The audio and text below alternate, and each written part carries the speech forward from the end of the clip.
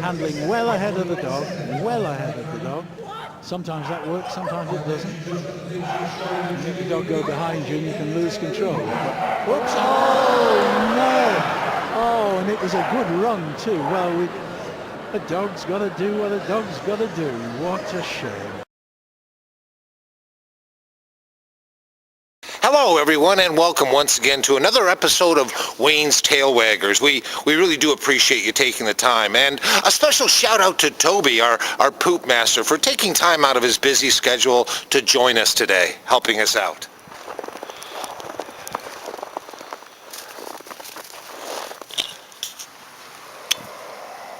So, here we are. We're going to talk a little bit about cleaning up after your dog, the do's and the don'ts. Now, what's very important is to be totally aware of what's going on around us. Now, with the economy the way it is, the high rate of unemployment, studies have shown that 18.6 to 23.4% of the population have nothing better to do with their day than, well, sit around the house watching daytime TV, eating Doritos and Diet Coke, or actually looking outside their window, looking for things to moan, whine, and complain about.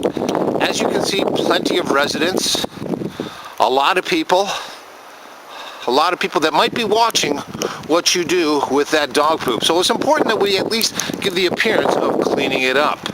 So what we're going to be doing is actually giving the appearance of cleaning up the poop. Hey, who wants to walk around all day with a big steaming pile of poop in their pocket, right? Not this guy. I got another 45 minutes or so of walking to do, and there's no bloody way I'm going to be walking around with a big steamer in my pocket. Ain't going to happen. So here's what we do. Very simple. A plastic bag. That's all you need. A plastic bag and a little ingenuity, a little bit of creative thinking. Here we have the poop. Big steamer, thanks to Toby. We have the plastic bag and the poop, right? Now, once again, go into the assumption that always somebody is watching. So, what we do, take the plastic bag right beside the poop. Anybody watching would think I'm picking it up. Now, you'll notice big hedge here. Nobody on that side, and so my back is blocking most residents that would be watching. I pick it up. Now, as far as anybody watching is concerned, I have the poop right in this plastic bag.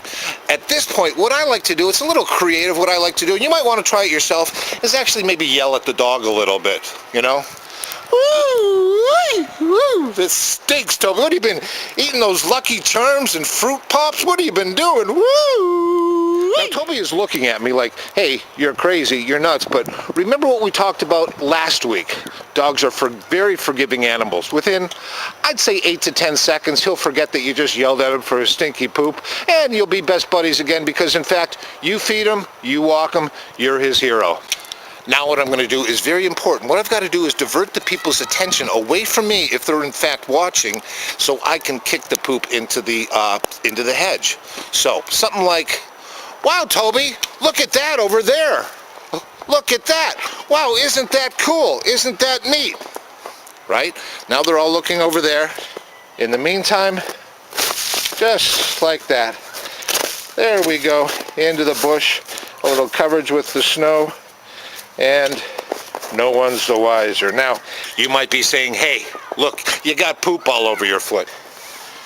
In a way, you're right. There's some poop there. But remember, your dogs always take their crap right at the beginning of the walk, right? If they drop the little steamer at the beginning of the walk, you have, 20 minutes, a half an hour at least to wipe it off. It's not a problem. And always wear a pair of old shoes, old boots, something that's just specifically for dog walking. $10 or $12 at Payless, you're good to go. Okay, that about wraps up lesson 4, cleaning up after your dog. Hey, don't forget to tune in next week where we're going to be talking about how to beat your dog into submission without, well, anybody being the wiser.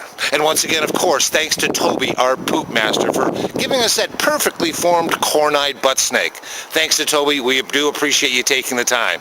We'll see you next time here on Wayne's Tail Waggers. Bye-bye for now.